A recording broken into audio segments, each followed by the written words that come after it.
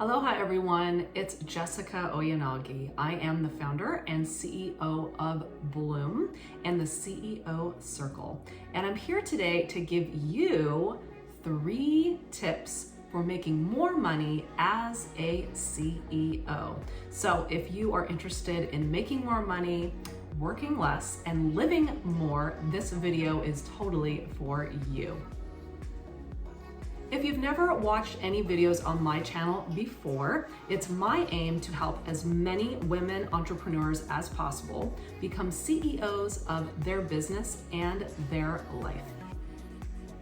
These video segments are what I like to call my heart to heart series. So I'll be sharing with you my thoughts and my feelings on what it's truly like to run your business as a CEO. If you learned something new or you find value in this video, I would love it if you would please hit that like button and subscribe.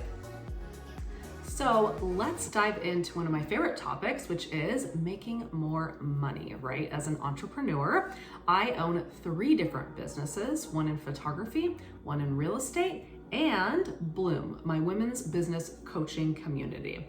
And between all of these businesses, I have learned many different approaches and methods for making more money.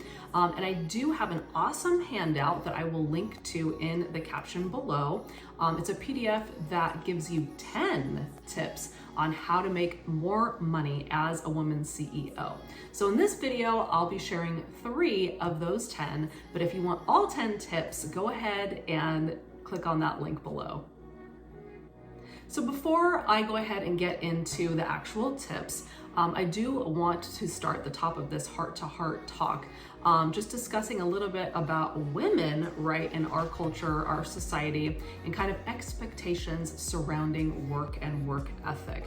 So it's been my experience, and especially not even just as a woman, but in American society, that our culture really values working hard, right? A good work ethic and pulling yourself up by the bootstraps and working your way to the top, right? Those are all the values, right, that our culture really promotes and rewards. So the concept, especially for women, of actually doing less, working less, and making more money is something that's not always easy for women to understand and apply, right, and take action on in their business and in their life.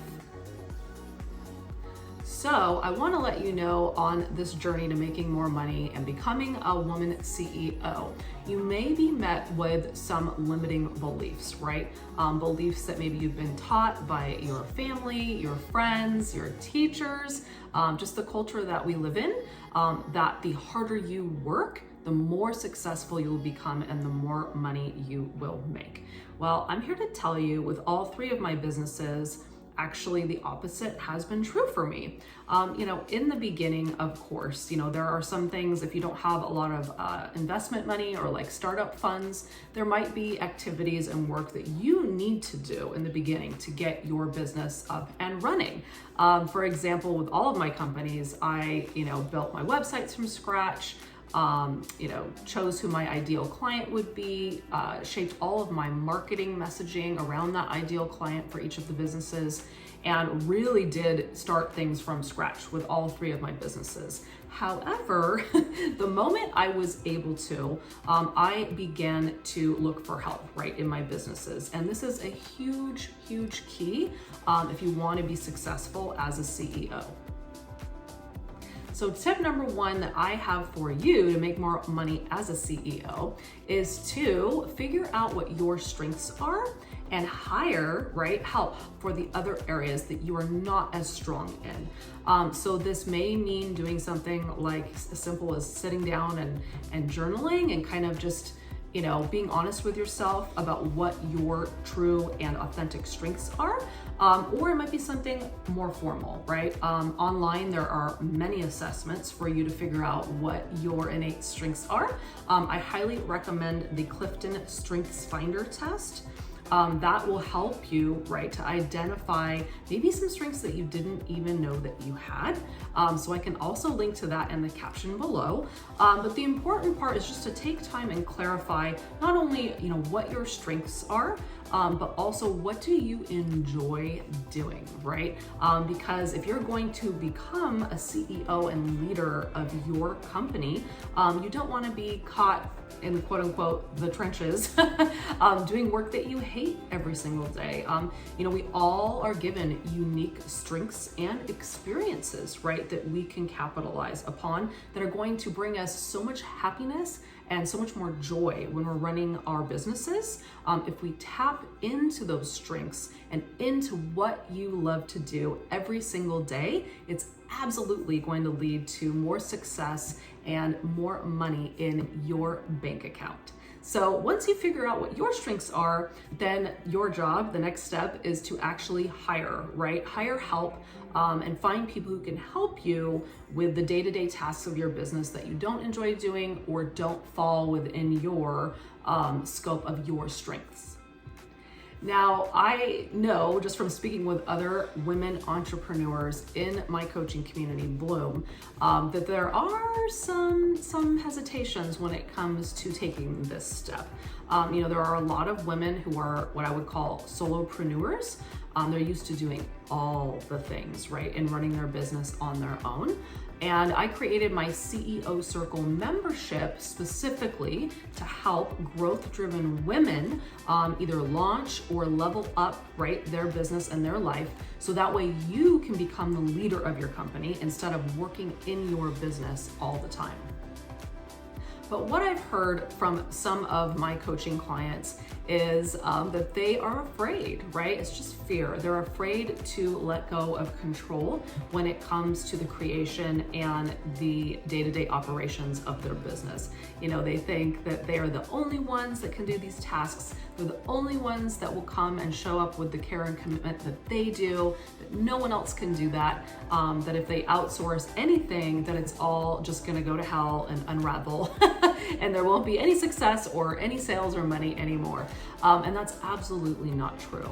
And I think for me, with my businesses, the most important part about this step would be finding people who are very aligned, right, with your vision for your business, with your work values, what you think is important when it comes to the day-to-day ops and the activities you're asking the people who are helping you to do.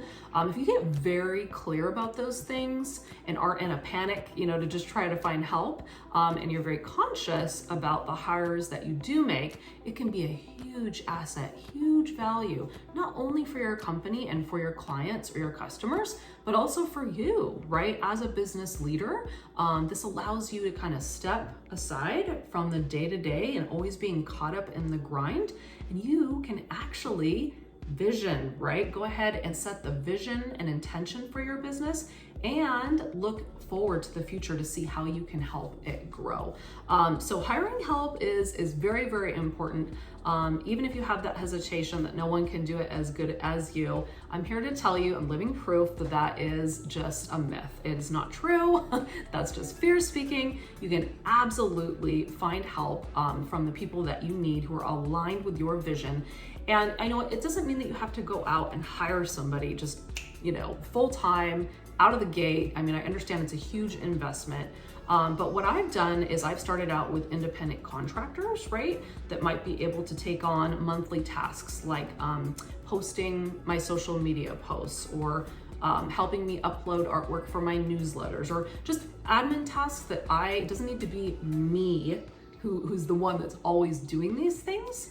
And that's been very, first contractors, then I hired my first part-time employee. You can work your way up to bringing full-time people on board. It doesn't mean that you have to break the bank and bring somebody in right away. You can work up to this gradually. So I just really want to encourage you and empower you to hire help when you need it. So that way you can spend your time figuring out how to make more money for the company.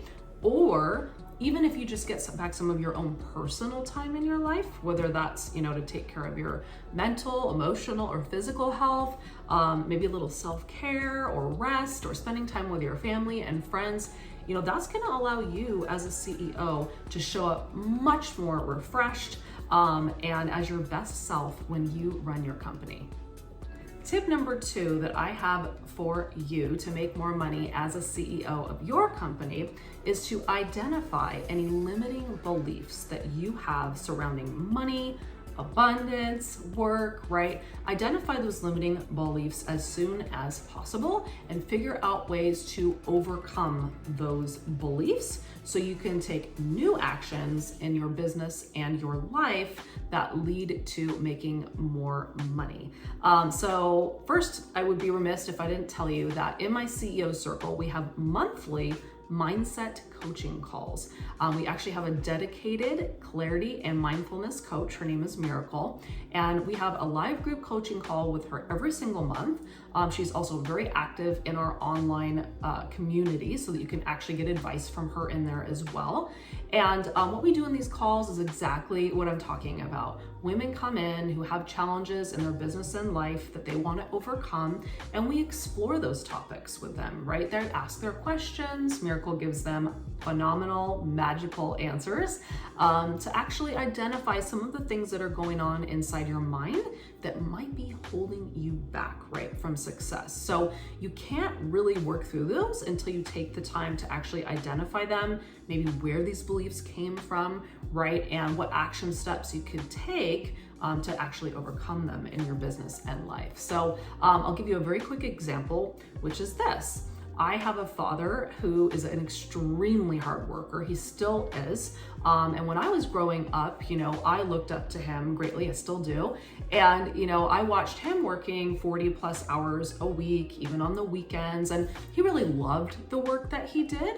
But all I ever saw was, okay, I have to work really and extra even hard in order to be successful. And so that's just a belief that for me is still very present in my day-to-day life and how I operate. And I'm constantly, now that I know and I'm aware of that belief that I grew up with, I'm constantly having to slow myself down, remind myself that, there's more than one way to actually make money in my businesses. There's more than one way to approach how I show up for work every day, how many hours I work, how hard I work, how often I take a break, right? The ebbs and flows of being a woman CEO are extremely different than the reality, for example, that my father had for his work life when I was growing up. So just identifying these things and being aware of them is really the first step. So if you've never explored this kind of work before, I'd highly, highly encourage you to. When I first started my first business, I had a beautiful online course I took. And it really helped me to set up success for my first business, but it didn't give me any information on the kind of emotional or mental challenges that you might face going from being a W-2 worker to becoming a CEO, because the mindset, the actions you take, the beliefs you have, the lifestyle you create for yourself is just extremely different for most women who are starting out or going along this CEO journey. Okay, and tip number 3 that I have for you to make more money as a CEO is to find community. And this is another area that I did not really realize I was missing for probably several years when I started my first business. Was that I didn't have any type of community that I could go to and rely upon to help me through the struggles or ups and downs of being a business owner. Many people aren't taught this, right? Especially in their own families or your circle of friends. There's a lot of people who I love dearly that just do not understand what it's like to go on this journey and to be successful. So I highly encourage you to find a community that you feel that you can be vulnerable in, that you trust the other members within that community, and hopefully, ideally, right, a community of other women entrepreneurs who are on that same journey that you are on. And not only just other business owners, but make sure you're finding a community that really fits your values, your vision, right? Because what's going to happen? You're going to come into that community and you're going to not only be supported by the other members, but you're going to also be giving back, right? And supporting them as well. So it's a lot more fun, right? When you know you're not alone and you're not going through all of these things by yourself, and you can bounce ideas off of other people. You can encourage people, right? And cheer them on as they're taking risks and stretches, right? In their business. Finding community has really been a game changer for me personally. And that's why I created Bloom, which is actually a free online business community for women. So you can come in, it's a social media platform. We have posts almost every single day that are very valuable to the members. And then other members can contribute and, like I said, share their wins, share their struggles. Just make sure that you find somewhere that you can find camaraderie, right? Because otherwise it's going to be a really lonely, boring, and probably frustrating journey for you. So I know firsthand some of the brilliant ideas I've gotten from other women in these communities has led to me absolutely making more money. So I just wanted to share tip number 3 with you, which is find your community. So that's it. Thank you so much for joining me as I shared 3 tips to help you make more money as a woman CEO. And we had a little heart to heart, right? I got to give you some behind the scenes feelings and examples from my own experience as a CEO. If you have any questions, feel free to email or reach out. If you'd like to get that full PDF with 10 tips for you to make more money as a woman CEO. Again, the link to download that will be in the caption below. And I just want to wish you the best of luck, and I hope that you bloom to your fullest potential.